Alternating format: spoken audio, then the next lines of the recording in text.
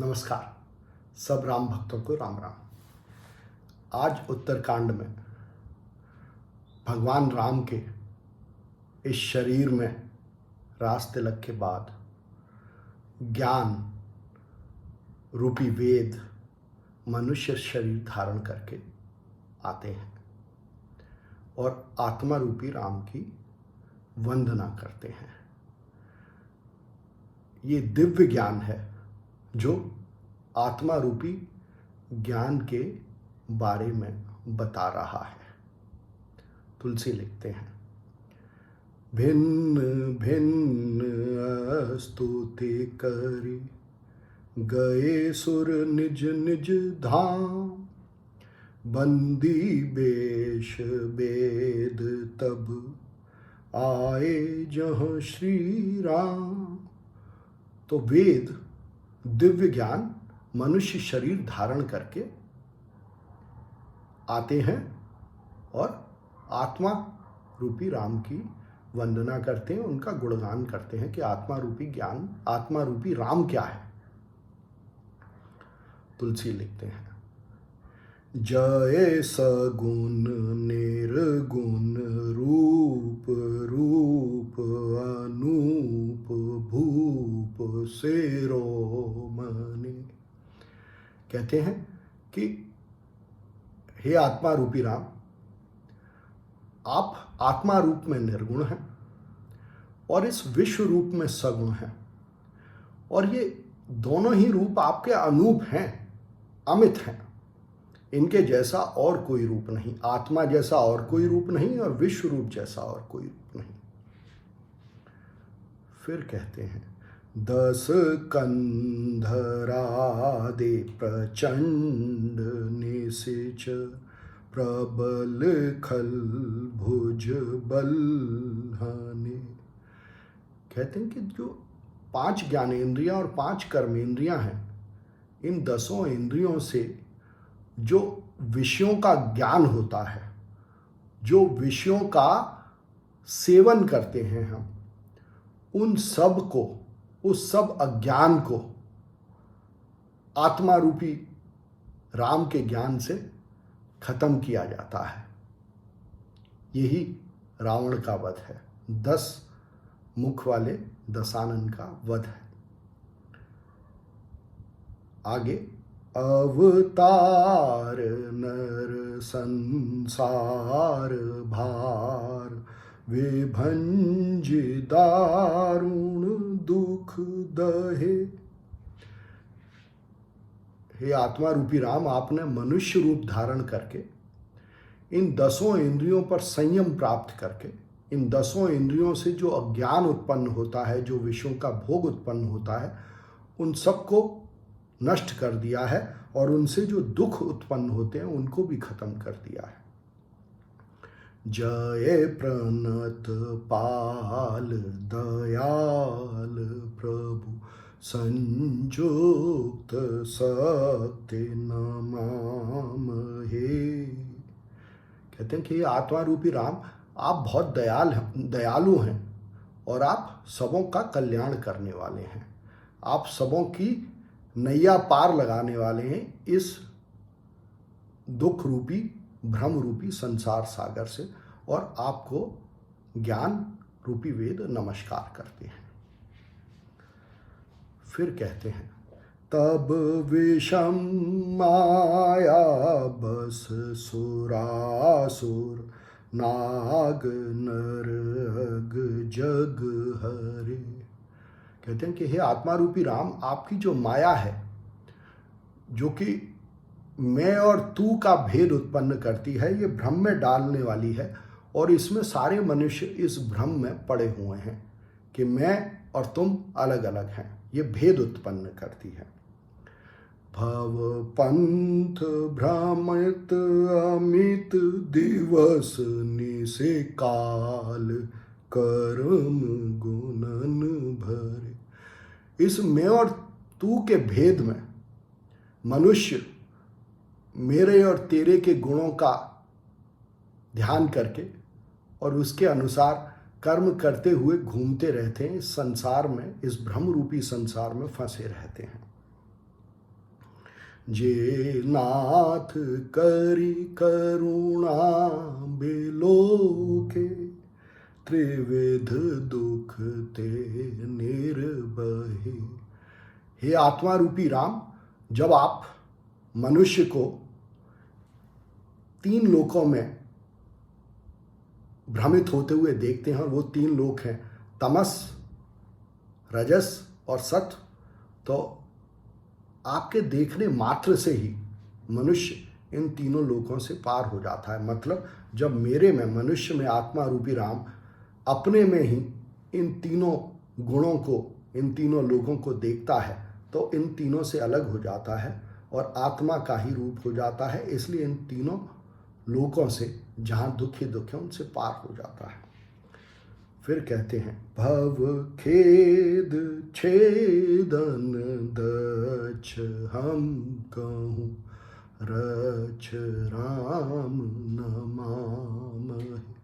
कहते हैं कि संसार रूपी दुख सागर में जो दुख तमस, रजस और सत्व की वजह से अनुभव में आते हैं, उन दुखों से पार लगाने में ही आत्मा रूपी राम आप ही दक्ष हैं, और इसलिए आप ही हमारी रक्षा करें। मतलब आप ही हमारे को अपनी आत्मा में लगाएं। फिर कहते हैं तुलसी, जे ज्ञान मान विमत तब भव, हरनि भक्ति न आदरी। कहते हैं कि जो ज्ञान के अभिमान से आप की भक्ति का आदर नहीं करते, वो भक्ति जो इस दुख रूपी संसार से छुड़ाने वाली है।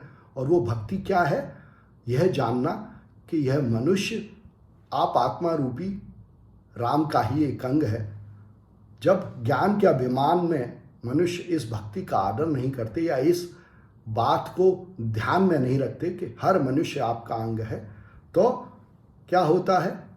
ते पाए सुर दुर्लभ पदादपि, परत हम देखत हरि। ऐसे मनुष्य जो ज्ञान के अभिमान में आपकी भक्ति का आदर नहीं करते, वो आत्मा रूपी राम के दर्शन पाकर भी वापस गिर जाते हैं, वापस तमस, रजस और सत्व के भवसागर में वापस गिर जाते हैं, फंस जाते हैं। विश्वास करे सब आस परिहर, दास तब जे होई रहे। पर जो मनुष्य आत्मा रूपी राम में विश्वास करते हैं और सारी आशाओं को, सारी कामनाओं को छोड़ के उस आत्मा रूपी राम के दास रूप में अंग बन जाते हैं, उनका क्या होता है? जपे नाम तब बिनु श्रम तरहि, भवनाथ सो सम राम है। वो मनुष्य, हे आत्मा रूपी राम, आपका नाम जप के, आपके नाम का ध्यान करके इस भव सागर से, ये जो भ्रम सागर है जहाँ पर हम तमस में, रजस में और सत्व में फंसे रहते हैं, उस भ्रम सागर से पार हो जाते हैं केवल आपका नाम लेके। आगे कहते हैं, जे चरण सेव अज पूज रज, शुभ परसे मुनि पत्नी तरी। आप के जो चरण हैं, ये जो प्रकृति है, ये जो विश्व रूप है, जो आपके चरण हैं, इस विश्व रूप की वंदना करके, इस विश्व रूप के दर्शन करके, इस विश्व रूप को आपका ही रूप मान के जो मनुष्य आपकी पूजा करते हैं, वो इस भ्रम सागर से पार हो जाते हैं। नख निर्गता मुनि बंदिता, त्रैलोक पावनी सुरसरी। हे आत्मा रूपी राम, आपके नख से, आपके पद नख से जो सुर सरिता, सुरों की सरिता, जो वाणी की सरिता निकली है, वो वंदनीय है। वो तीनों लोकों में बहने वाली है और तीनों लोकों से पार लगाने वाली है। ध्वज कुलेस अंकुश कंज जुत बन, फेरत कंटक किन लहे, पद कंज द्वंद मुकुंद राम, रमेश नित्य भजामहे। इस संसार रूपी भ्रम सागर में, इस वन में विचरते हुए जो आपको, आत्मा रूपी राम को जो कष्ट हुआ है, जो दुख हुआ है, वो दुख मनुष्य के रूप में हुआ है। और उस मनुष्य रूप में जो दुख है उसको पार आप आत्मा रूपी राम जो इस विश्व रूप में विद्यमान है उसका भजन करके ही पाया जा सकता है। तो इस भ्रम सागर से पार पाने का क्या रास्ता है कि आत्मा रूपी राम ही इस विश्व रूप में प्रकट है। और अगर हम इस विश्व रूप की पूजा करें भगवान मान के, इस विश्व रूप को भगवान का ही रूप माने, तो इस संसार के दुखों से, भ्रमों से पार पाया जा सकता है। आगे लिखते हैं तुलसी, अव्यक्त मूलमना दितरु त्वच चारे निगमागम घने। आत्मा रूपी राम का रूप बताते हुए कहते हैं कि आप ऐसे मूल हैं इस संसार रूपी वृक्ष के जो कि अव्यक्त है, व्यक्त नहीं है और जिसका कोई अंत नहीं है। तो इस संसार को वृक्ष के समान मान के उस वृक्ष का मूल ईश्वर को, आत्मा रूपी राम को बताया है। और फिर कहते हैं कि इस वृक्ष की 4 त्वचाएं हैं, मतलब 4 आवरण हैं। आत्मा रूपी राम के 4 आवरण कौन से हैं? मन, बुद्धि, अहंकार और चित्त। इन चारों को आत्मा रूपी राम का आवरण बताया, जिसकी वजह से आत्मा रूपी राम ढका हुआ है, हमको दिखाई नहीं देता, हमारे अनुभव में नहीं आता। आगे कहते हैं, षट कंध शाखा पंच 20 अनेक पर्न सुमन घन। कहते हैं कि इसके जो 6 तने हैं वो 6 शास्त्र हैं, 4 वेद, 5वां महाभारत और 6ठा रामायण, जिसको तुलसीदास जी ने रामायण की आरती में कहा 6 शास्त्र सब ग्रंथन को रस। और फिर कहते हैं कि इन वेदों की अनेक शाखा हैं, 25 शाखाएं बताई। और फिर कहते हैं कि अनेक पत्ते हैं इनके और अनेक फूल हैं। ये सारा संसार इस वृक्ष के पत्तों, फूलों, शाखाओं और तनों के समान है। आगे कहते हैं, फल जुगल वेदे कटु मधुर बे, ले अकेले जेहि आश्रित रहे। कहते हैं कि संसार रूपी वृक्ष के जो फल हैं वो मीठे भी हैं, कड़वे भी हैं, उसमें सुख भी है, उसमें दुख भी है, उसमें ज्ञान भी है, उसमें अज्ञान भी है, उसमें सुर भी हैं, उसमें असुर भी हैं, पर ये सब हैं उस मूल पर, आत्मा रूपी राम पर ही आश्रित। तो इस संसार के सारे गुणों और अवगुणों को आत्मा रूपी राम के रूप में ही वर्णन किया वेदों ने।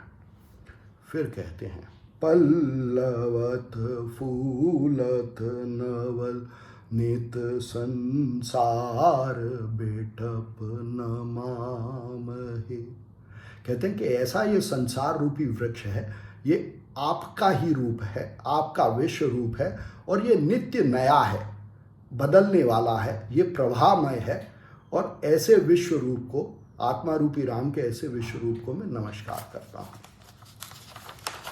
आखिरी छंद में वेद कहते हैं, जे ब्रह्म अजम अद्वैतम अनुभव गम्य मन पर ध्यावहीं, ते कहूँ जानहु नाथ हम तब सगुन जस नित गावहीं। कहते हैं कि कुछ मनुष्य आपको ब्रह्म की तरह, निर्गुण ब्रह्म की तरह, अजन्मा की तरह, अद्वैतम की तरह कि आपके जैसा और कोई नहीं है, और सिर्फ आपको अनुभव से जाना जा सकता है, और आप मन के पार हैं ऐसा कह के जो मनुष्य उनका आपका ध्यान करते हैं आत्मा रूपी राम का, वो मनुष्य चाहें ऐसा करें। पर वेदों की प्रार्थना क्या है? वेद कहते हैं कि पर हम तो आपका ये जो विश्व रूप है, जो आपका सगुण रूप है, हमें तो यही अच्छा लगता है, और हम आपके इस संसार रूप का ही नित्य वर्णन करना चाहते हैं, गुणगान करना चाहते हैं। वेदों की ये कामना है, प्रार्थना है। आगे कहते हैं, करुणायतन प्रभु सद्गुणाकर, देव यह बर मांगहि, मन वचन कर्म विकार, तजि तब चरण हम अनुराग। आत्मा रूपी राम से वेद प्रार्थना करते हुए कहते हैं कि जो आपका विश्व रूप है, संसार रूप है, जो आपका सगुण रूप है, ये बहुत ही कल्याणकारी है। ये हम पर नित्य निरंतर कृपा करता है, और हम आपसे यह वरदान मांगते हैं कि, और वेद वरदान मांग रहे हैं, ज्ञान वरदान मांग रहा है कि मैं अपने मन से, अपने वचन से और अपने कर्मों से सारे विकार जो इस संसार में मैं देखता हूँ उनको छोड़ के मैं इसको आपके रूप में ध्यान करूं, पूजा करूं, ध्याऊं आपको इस संसार रूप में। यह वेदों की सर्वश्रेष्ठ ज्ञान की प्रार्थना है आत्मा रूपी राम से। यह प्रार्थना हम भी अपनी आत्मा से कर सकते हैं। कोशिश करें। धन्यवाद।